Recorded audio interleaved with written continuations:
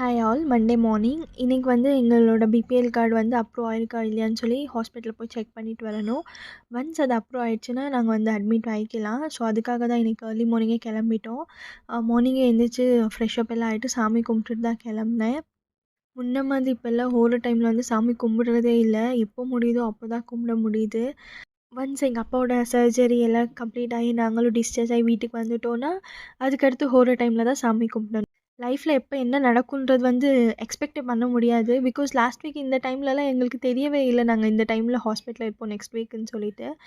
Because எங்களுக்கு தெரியல. கொஞ்சம் கூடமே சிம்டம்ஸ் கூட இருக்கல எங்கள் டாடிக்கு. ஒரு வயிறு வலி வந்துச்சுன்னு சொல்லி தான் போய் ஸ்கேன் பண்ணோம். பார்த்தா அங்கே வந்து கிட்னியில் வந்து ஸ்டோன் இருக்குது. Plus kidney full water fill ஆயிருக்குன்னு சொல்லி சர்ஜரி பண்ண சொல்லியிருக்காங்க.